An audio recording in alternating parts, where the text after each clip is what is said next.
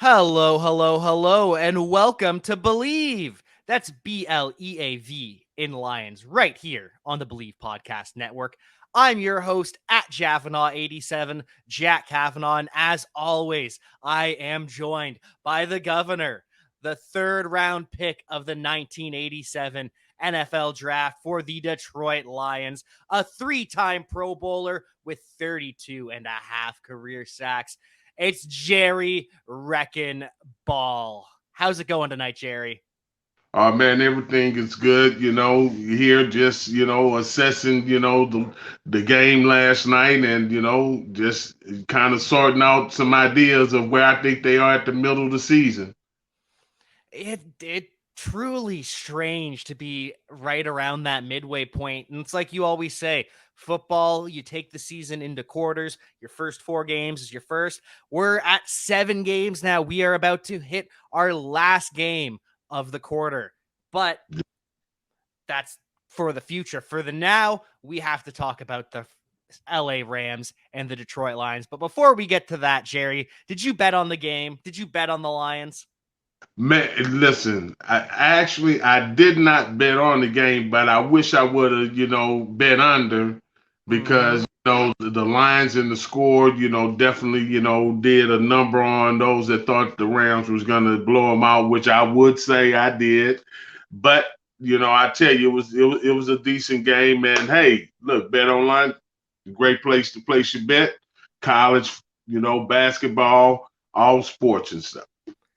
Yeah, I gotta be honest. I did not bet on or against the Lions either. I couldn't bring myself to do it. Just I thought it was going to be a more Yeah. lopsided game than it was, and I didn't want to put any money on that. But if I did put money on the game and all the other games I did put money on, I'm using betonline.ag. They're back and better than ever with a new web interface for the start of basketball season. More props, odds, and lines than ever before. BetOnline remains your number one spot for all the basketball and football action this season. So head to the new updated desktop or mobile website to sign up today and receive your 50% welcome bonus on your first deposit. Just use our promo code BELIEVE50. That's BLEAV 50 to receive your bonus.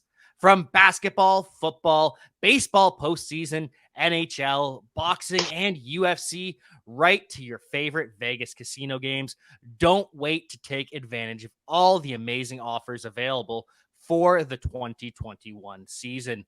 Bet Online is the fastest and easiest way to bet all your favorite sports. Bet Online, where the game starts. And to start this one, the Lions went up. The Lions got the ball. They go up 7-0. And it was a very, very fast start for Dan Campbell's team.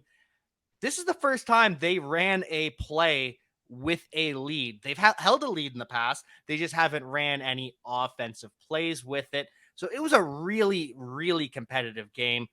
What do you have to say about Dan Campbell getting an undermanned team to hang in tightly? And they did fall 28-19, but it was very competitive. Well, I would say that with his team being with the record that they have coming in, he pulled all stops. He didn't leave anything in the tank. He came there clearly saying, if you're gonna beat me, then I'm damn sure gonna try to do everything I can to win. So some of the things that he did very early in the game was that type of, I guess you would say, game planning that clearly they had already planned in their mind that they were going to use everything in the playbook and pull all stops. So I think that they did real good in that regard. They truly pull out all the stops. They score that opening touchdown on the drive. Then it's a onside kick. Then when they stall, it's fourth down. It's a fake punt. They go up 10-0. They lead after the first quarter. They're down at half by just a single point, and then they're leading heading into the third quarter. Aaron Glenn, the defensive coordinator, DB coach Aubrey Pleasant, they hold Matthew Stafford, of all people, under 30 points while starting two UDFAs at cornerback on the outside and at slot until one of those UDFAs, AJ Parker, suffered a shoulder injury. Unfortunate, but that's just a symptom of the Lions season. What's your message to the team, even though they lost? It was that competitive. Well, just to kind of back up before I would point to some positive things that I think one, when you talk about defense, the combination of the offense controlling the ball in that first quarter, whereas Matthew Stafford didn't get a chance to touch the ball until 7 minutes had already been ran off the clock. That's the best defense that you can always play from a standpoint, whereas your offense keeps the ball. Then, secondly, from a defensive standpoint, Aaron definitely put the guys in great positions, and they did disrupt, some of the stuff that Stafford, and it took him a minute before they could get their rhythm. But they still showed that they were a good team, because one of the things that I had spoke to about Jared Goff before is being able, no matter what's the scenario, keeping your composure. Matthew Stafford did that. When he's down 10-0, just getting the ball, and he could have felt that it was a need to rush his game, he just sit back and he dinked and ducked and got down the road, got three, then came back, and again, just stayed in the game, stayed poised and stuff. But I would say that, the Lions, in terms of how they played, was very gutsy. Very gutsy indeed. That is the defining word of the game for the Detroit Lions. Gutsy, or perhaps ballsy even, if we want to go that far. All right. Well, yep. And then now to answer your question, which again, I try to stay on point. You had asked what would I say to the team? Well, one, those type of plays are, plays, if you put them in a statistical aspect where you use probability, those plays, from a probability standpoint, don't work most times. So that means that you're going to have to settle down and play football at some point. And I think, being able to rally the troops and get the team ready the way that he wants to get them engaged and stuff, those type of plays and that type of energy can create the momentum and create the spark plug.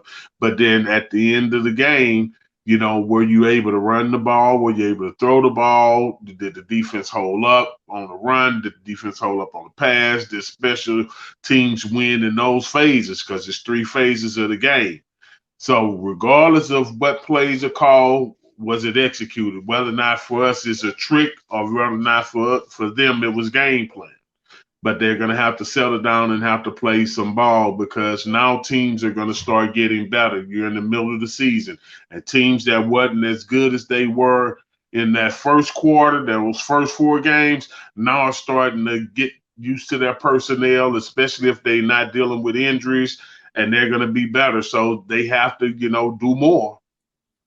And that's one of the things Dan Campbell talked about after the game is the Rams made mistakes not covering both of the fake punts that the Lions had, the onside kick. They made mistakes by not being ready, but they're the Rams. They're a Super Bowl contender every year. They can make up for those mistakes. The Lions, when they make mistakes, it just means a little bit more right now.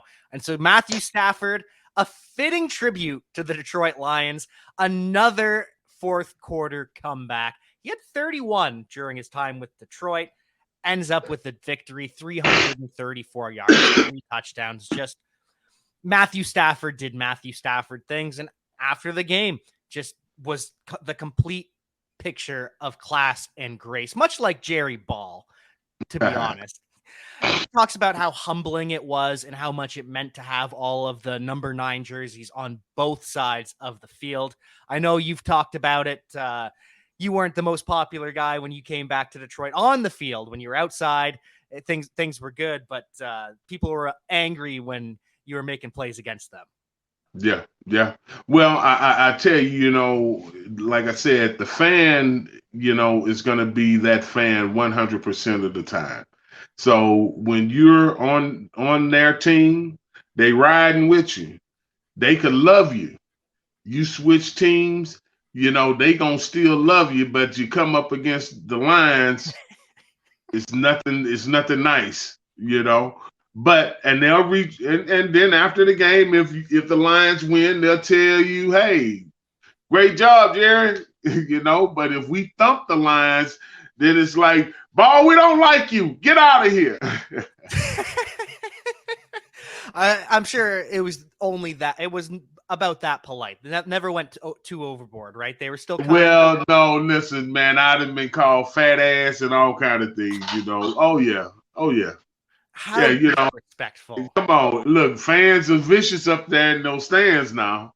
If you got a little soft skin and stuff, you can't handle it. Then you might want to kind of stand closer to the sideline versus sitting on the bench where the fans right there behind your head talking to you. Oh, goodness. Well, I'm glad you've got the thick skin, and apparently so does Matthew Stafford. He does outplay Jared Goff, although Dan Campbell, after the fact, says that Goff played well for the most part, 268 yards, 1 touchdown, ultimately 2 interceptions, though, which Campbell takes credit for the first interception. He said he didn't create enough spacing with the route.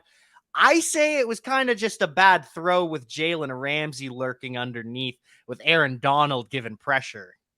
Well, listen, first of all, that interception itself is one that only guys with rare ability can make. All right. This guy here undercuts a pass and gets there. Typically, most cornerbacks, because of their roles and responsibility, won't take that chance and try to jump that pass, because that was not the guy he's covering.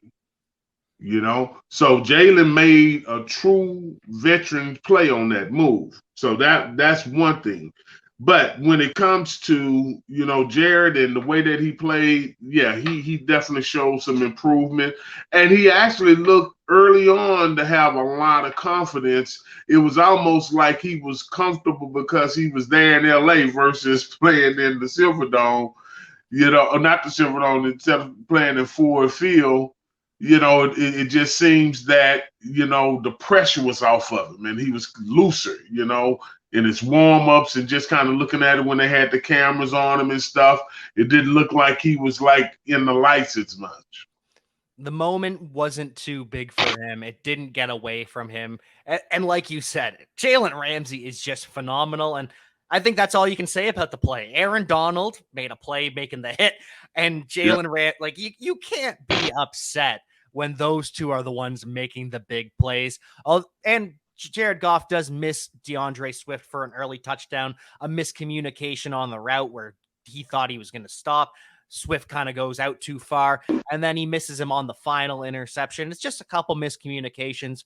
All in all, a solid day with a very strong game plan from the coaches. Like we talked about, onside kick, fake punt twice. They go up 10-3, and then they settle for a field goal on 4th and 3 at the Rams 29 instead of going for it. Do you think that was the right decision to go up 13-3 instead of going for it on 4th down when they'd been so aggressive previously? Well, you see, that's the problem when you are being that aggressive and now you're getting people to expect that, okay, you should go for this, but you went for a 4th and longer. But now when it comes to this 4th and 3, you're getting conservative. So since that's his style of I guess play, because he's done it quite a bit in these first games. I mean, he's went on 4th down at least 5 times already? Oh, probably more than that. That's probably like 2 a game at this point. Yeah, but that's a lot. It's a whole that's lot. A lot. That's a lot. And so maybe, statistically people will have to chart him for that. But, 4th and 3, it's all about, again, the feel of the team, the rhythm of the defense, how they planned, what the offense feel, And getting three at any time you're getting in scoring position is just as good as a touchdown because you want to walk out of there without points. If you don't get the first down, then you've given them the momentum emotionally too. So especially when you can take a 2-score lead, go up by 10 on the Rams when you're an yeah. underdog. I think you do have to take that decision. I was very happy to see that. I was also happy to see Penei Sewell mixing it up with Aaron Donald early. Aaron Donald, he has a solid game. He has a hit. He has another pressure. He makes a couple tackles as well. Not as loud as you would All right. usually expect from Aaron Donald. And early in the game, they're mixing it up. They're not standing down. Penei Sewell, the youngest player in the NFL, not backing down from the best player in the NFL. And so, what does that tell you about Sewell as a young player? And did Jerry Ball have any moments like that as a youngster back in the day? Well, definitely had some moments, but I will say this, for Aaron Donald in his play, he definitely, I guess you would say, had a quiet day. From the standpoint, I would say that the Detroit Lions did as well as any team in containing him. The key hit that he made on the interception is the one play that truly he affected, that had an effect on the game. But as it relates to Sewell and being able to mix it up and showing that, hey, you're not gonna play bully ball here. That was a good sign of some mental toughness and physical willingness to get in there and mix it up. Because see, a lot of people will talk, but when it comes to that physical aspect, they won't stick it in there. And when I say stick it in there, I mean they won't go in there and hit you. They'll be there trying to tackle you with their arms versus going in there and hitting you upside your head with that forearm. That's a little different. To hit with that forearm, you got to get closer. You got to put your body in it, play behind your pads and stuff, which is a whole different game. Aaron Donald plays behind his pads. So when those guys are mixing it up, that means you having to play a physical game. And they, for the most part, held up with him. And when he and Sewell were mixing it up during that little scuffle, let's call it, you could see the left guard, Jonah Jackson. His eyes were just so wide. It's like, the rookie's doing this. All right. Rookie showing no fear. That right. That has to establish some cred in the locker room, I imagine. Hey, that's one of the things about the NFL. That young bull is always there to remind you that eventually I'm going to run your ass to the pasture. Might not be today, but eventually we all head to the pasture. I don't know if Aaron Donald's heading there anytime soon, but it was well, not soon, but it's guaranteed he's going. I can guarantee you that. At some point, it's going to happen, and it's going to be a rookie like Penei Sewell that's putting him in his place. Exactly. I remember reading Jonathan Ogden. He said the time he knew he had to retire was when Dwight Freeney came on board and was just so dominant with the spin move. He couldn't keep up with it. He's like, yep, this is time for me to step away. Yeah. Well, listen, there are things that, will let you know. The position that I played, my game as I got older, like when I was young, I go sideline to sideline. I'm making tackles, which is so rare for a nose tackle, might I add. Very much so. Very much so. That's kind of what, really set me apart, from others because I extended the range of the nose. And as I got older and when I got my injury, instead of going sideline to sideline, I adjusted my game to play hash to hash and, right to that tackle. So I controlled the middle, then would get to the hustle. But then as I get to my retirement age, when I'm in those early 30s and now teams like Minnesota and Cleveland have brought me in as a role player, but it's really like a player coach. Now all I'm there is for the stability of just stopping the run. I don't have to be the guy that makes the tackle. All right. That's for now for the young defensive tackle. Okay. I'm gonna hold the middle, you make the tackle, or you force the play. And I'll make sure he can't step up. I'll make sure that if they bounce out or the quarterback bounce out, I'll get the containment, you know. So that's kind of how, my game was adjusted. So at the end of the day, I'll tell you, it's one that as you get older, you become wiser and you learn how to play the game, whereas you don't have to use as much effort, believe it or not, because you're a technician. Technician with that grown man strength that you've talked about as well. Grown man strength, yes, Lord. And that's something that you've talked about in the past too, is you don't have to be showing up in the stat sheet to be doing your job, to be making an impact, to be creating a win, especially at the defensive tackle position. Yeah, well, that's exactly right. I mean, defenses have schemes just like an offensive play. Yeah, they even have directions that they want the defensive linemen to rush, and even in some cases, the defensive linemen are dropped in the coverage, but you don't see it because, like the nose, when they'll have him hit the center hole, and then when they start forcing, then he kind of backs away from the line, and he's doing what's called a cop. And if wherever the quarterback go, if he leaks one way or the other, that's his job, is to go to that direction, So, and then from the outside, sometimes you'll have a defensive end that he'll have the flat responsibility in zone coverage, So there are a lot of abilities that, or things that's being assigned that you don't see. And sometimes you say, man, we didn't get no pressure on the quarter. Well, because when we rush a 3-man front, we already know that we're not going to get as much pressure as a 4-man front. We got more people in coverage, right?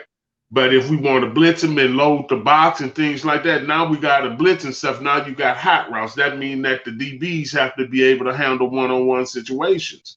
So all of those strategic adjustments means that defensive lineman either has to force him to get the ball out quicker, or they have to hold it, whereas strategically you keeping them contained until, your rush man get to them. And there's rush lanes, there's passing lanes that you have. All that. There's lots of things going into it. So it's not just the flashy stats that matter. However, exactly. Jared Goff was sacked twice by the Rams, once by Kenny Young, once by Sebastian Joseph Day.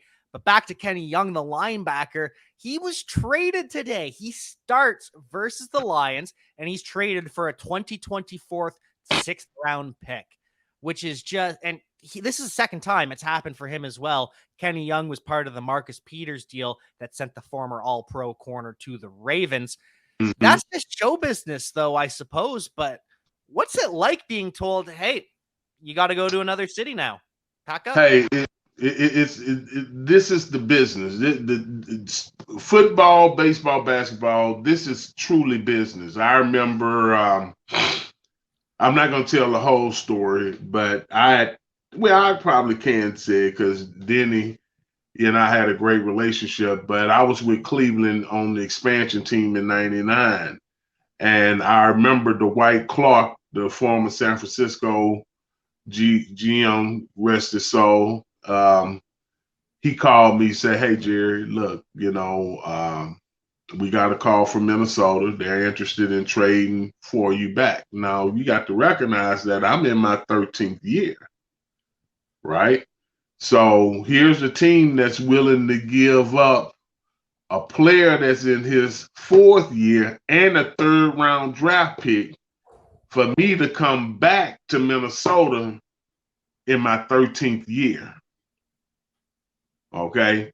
So that was huge. But when that happened, this is like a call on Monday. I done went to work. Now I'm back at home. I had stopped, got me a little groceries, about to cook me something to eat. They tell me that I got to pack up because my plane leaves in about an hour and 20 minutes. I got an apartment.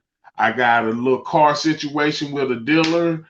Listen, still today, right now, I have no idea absolutely where the furniture was or where it is, I literally just packed what I had.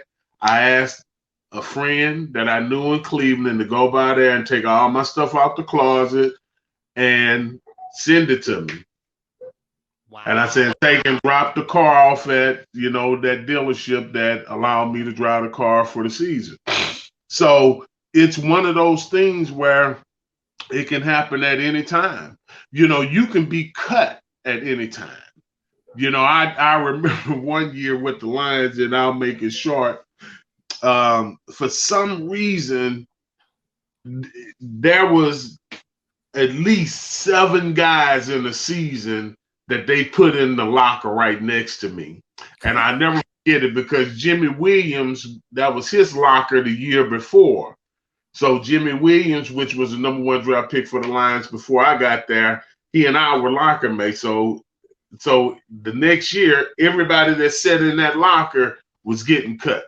So I remember about the 6'7" guy, I told him, I say, listen here, man, I don't know what's up with this locker right here, but if I was you, I'd tell them, put me anywhere but this locker. I said, man, you the 6th person that sit here. And I said, I'm telling you, everybody that sit here gets cut. And the guy said, really? He didn't hear me. But that next guy, the 7th guy, his name was Mark Brown. He came from Miami. He was a linebacker. And he heard me. And he actually asked him, hey, man, can I have that one right there on the end with right next to the shower? He's made the team. And he definitely wouldn't have if he stuck with the original locker. Yeah. So change happens all the time. And you got to know that every team, when you go into their personnel room, there's a board that's like a classroom, right?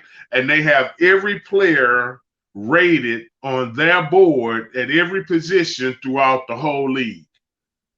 All right. So they might put up the top 20 players that are tight ends. So they only interested in these top 20 players. So if they're going to strike a deal, they got to be on their board. If they're tight end not on their board, then okay, you want to make a deal. We're not interested. But one of those 20 call, okay, let's talk. And that's kind of how personnel decisions are made. It just moves so fast. And there's Yeah. rumors that Trey Flowers may be traded out of Detroit. Yeah. And he did suffer a knee injury in the game. He does come back, so that's good. But with that, it leads to more snaps for the young defensive lineman. Charles Harris, he leads the way with 52 snaps, but Julian Okwara plays about the same amount of snaps as Trey Flowers. He ends up getting his 2nd career sack on Matthew Stafford, which must be a great feeling. And I've got to know, what does it sound like when you sack a quarterback? Is it like a balloon deflating? What is it? Well, what's interesting about, the whole stadium noise and when you're on the field, when you're actually in the game and you're focused, you really are focused on the sounds that are in your immediate area. Everything else is like static, right? Unless it's something going on with band or some type of presentation where you see something that is, outside of the norm. But for the most part, when you get a sack or make a touchdown, the people that you hear are your teammates, and they're right there celebrating and stuff, and you can focus on them.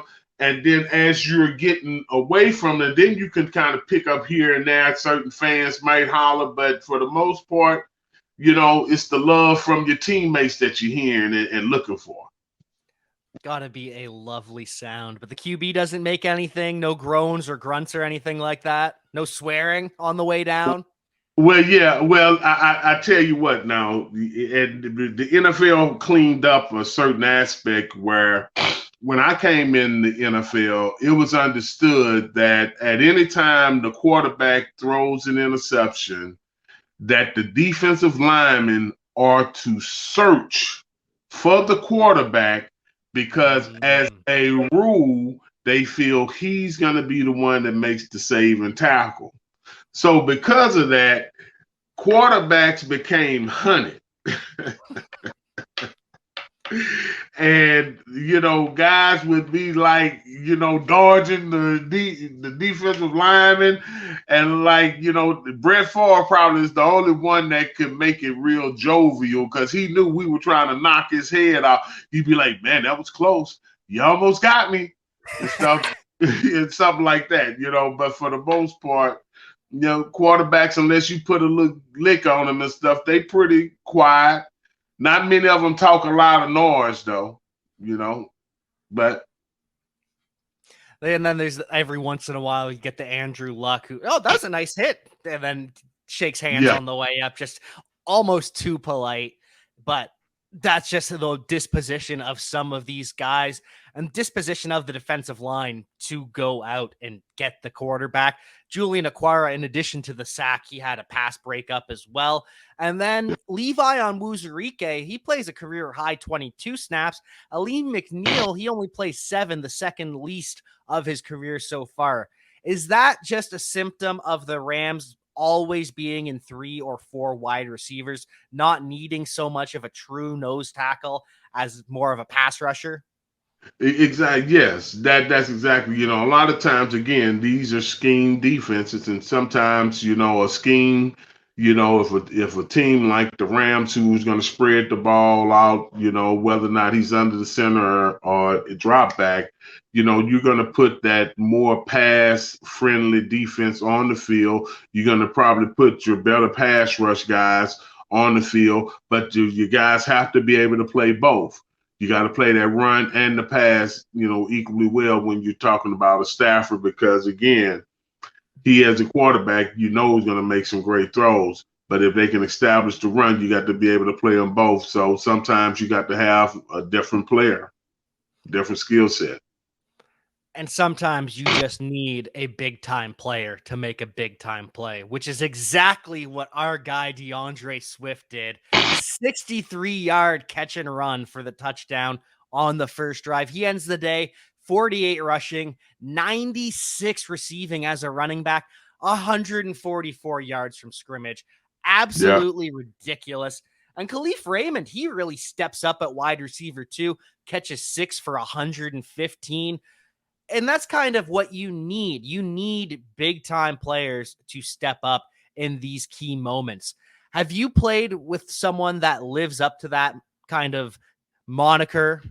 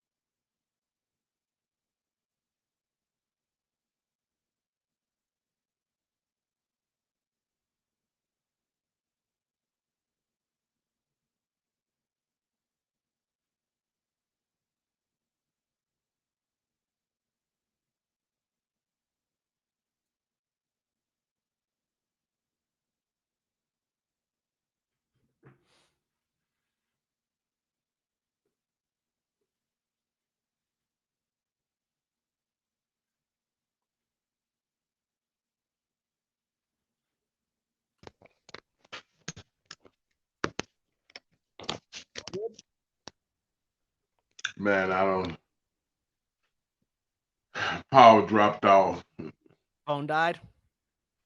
Yeah, I had it plugged in, and should I apologize that. Ah, no worries.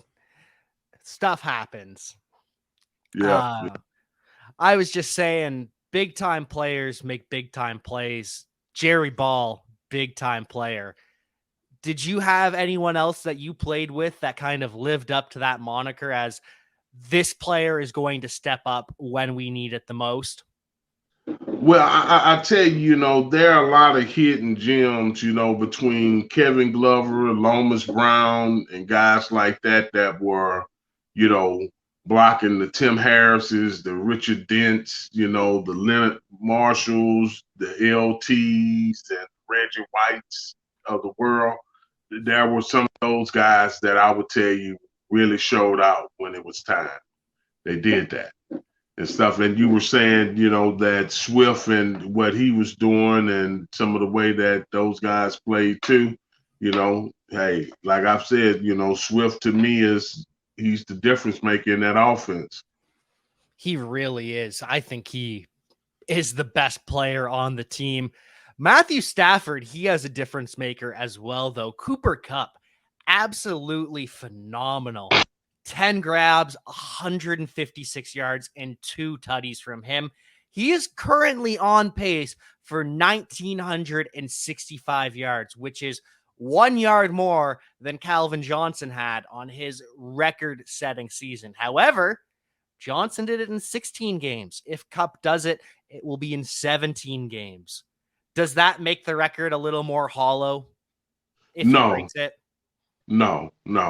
And I tell you, just the Rams offense as a whole, with what they have with Jefferson, the guy Floyd, I mean, Cup, those guys, they got a nice little mix and stuff. And I really like number two, that he's the athlete in the group, but Cup is their steady Eddie, He's the one coming up with the plays that are keeping drives going. And that's one of those key things that every team likes is when you got a guy that's going to be consistently, answering the bell when you need him. They say players make plays. Cooper Kupp is a player. He's making plays. That's a really good way to put it. And Robert Woods, like you said, great athlete as well. It's Yeah. just they have so much firepower and you cannot make mistakes against a team like that. One of the mistakes that they had was right before the half. They have a really long drive. They end up getting a first down inside the 15 and they spike the ball. And then they take a delay of game after spiking the ball. That Yeah. that's bad. That is very, very egregious. And they end up in 2nd and 15, don't gain any yards on 2nd or 3rd down, and have to kick a field goal. They go down into half 17-16 instead of having the chance for a touchdown to go up at halftime. Yeah, that was an odd play, and that should have been handled in a better scenario and situation and stuff. That was a real odd scenario way that took place at that moment. And then another kind of mistake, or we'll let you decide it. First drive of the 3rd quarter, it's over 6 minutes. It's 11 plays. 3rd and 1, no gain on a run. 4th and 1, they go for it. Pretty much the same play. They don't get it. They could have kicked the field goal to go up 19-17. Instead, it's 17-16. And Dan Campbell, after the game, he takes ownership, says it's his fault, says the tight end should have been aligned a little bit closer on the wing to make the block easier, but he's still happy with the decision to go for it. I don't know, though. When you can go up 19-17 in a game, I got to default to my football conscience here. Well, here's what your conscience is saying. Anytime that you're in the red zone or have the position of getting 3 points versus 7, go on and get the 3 points. Again, we keep getting in a scenario where he's going in these 4th and whatever the distance is scenarios and not getting, then what you become, you start perfecting not getting it versus executing each one. That's not the type of success. So at some point, he's going to have to be a coach and coach through those scenarios and get the points because those points matter. They go up, then that literally, I promise you, changes the offensive coordinator psyche on what they're going to try to do on the next drive. It changes the Rams. It put more urgency on Stafford and their offense to try to make sure that they can recapture the lead. It's just so many other things. But then they stop it. And again, what happened? The momentum shift. And who does it shift to? It shifts to the Rams. Why? Because they're at home and they're at a 4th and short and they stop you. And now it's their ball. And then the Lions thankfully get a stop. Next time they get the ball, they kick a field goal, then take it up 19-17. That has to be the right decision in that scenario. You can't double down on going for it, correct? No, you can't. Again, at some point he has to look at the scenario and understand how his defense is playing, how his offense is playing. But anytime you're in that area red zone where you can get points, get the points. Unless this is like some last minute scenario and you're actually needing to do it a certain way. You might need to score twice. So you want to try to, go head on because you feel you got a better chance of getting the 7 points now. Then, but again, that's a situational. I think in this situation and some of the other 4 and whatever the chance were, scenarios were more morale builders. There's really not considered sound football. That's the truth of it. And anytime you can take a lead on the road as an underdog, I think that you have to do it, even if you're settling for 3. I think, and I'm glad he did that time.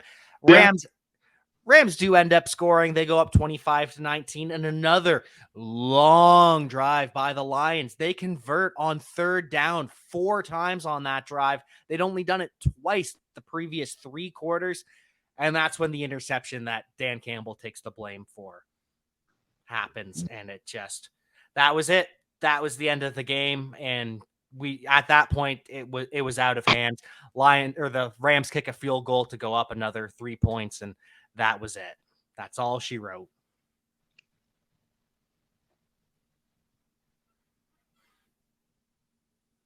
Hello? Yeah. Sorry, I think I froze there. Yeah. I heard you say that's all she wrote. That's the last thing I heard. Oh, that's what I ended on. Okay. Well, yeah, definitely. But I will say that the Lions did have some good highlights and stuff, and they had some players that I feel were, had solid performances.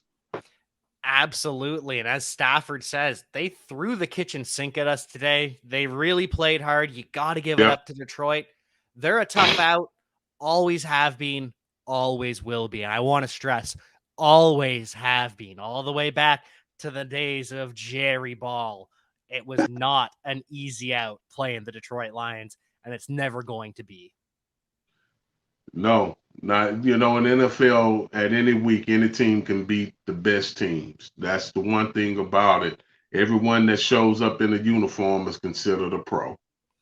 And this game truly was a sign of that. And so we've got to know, what was the PB&J play of the day for Jerry Ball? Who threw the kitchen sink the hardest at Matthew Stafford, whether it's offense or defense? Well, I tell you, I would say that the guy that I consider, really the best player on offense right now for at least the last 4 weeks has been Swift. So Swift would be my PB&J of the week, and so much so that I even have a nice fragrance for him. He smells like a king. You see the K on it and the lion blue ball. He had his crown. He was the king of the jungle for the Lions. This is a Dolce & Gabbana K parfum. And this is a nice scent here. I tell you, it's a nice one. It actually smells, rarefied. And Swift has shown himself to be a rarefied athlete because he does well running the ball, but his ability of catching and running the ball makes him probably the most exciting player on that team right now for me. And the bottle, the design, and the smell just all comes together. Mm, Chef's kiss for the king, DeAndre Swift. yeah, yeah. Absolutely beautiful. Any other fragrances that we got to recommend today, or are we just going with the positive ones today? No, I got a positive one for Coach Campbell. I think this fragrance here probably represents the attitude that he have. I'm a Star Wars fan, and a lot of times people, take Darth Vader as being, just bad, He's but I complicated. think There's more to him. he, he's complicated, and Darth Vader really is just opening up an opportunity of doing things a little different. So I think this fragrance itself represents Coach Campbell the best. And this is John Varvatos is called Dark Rebel. Now this is has like a liquor, rum, and leather smell, very unique. Got a leather jacket, but this is the reason why I say the name itself, Dark Rebel.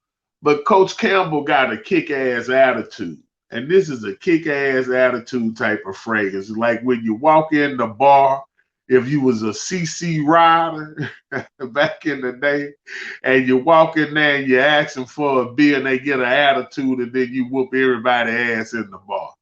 The Dark Rebel. I can see Dan Campbell do it. That is Coach Campbell to a T. Yeah, yeah. And it's a good smell too. Unique. It's probably not for everyone, but if you like leather fragrance, it's a nice fragrance for sure. It's one of John Varvatos' ones that a lot of people try to put their nose on. I suggest everyone try to put their nose on. Does well in the winter. We're in the fall winter season, so this is what we're gonna have for Coach Campbell. Every time he shows up, this is gonna be his scent. Dark Rebel Dan Campbell. I absolutely love it. So we got the fragrance for DeAndre Swift because he deserves it. We've got the fragrance for Dan Campbell because he deserves it.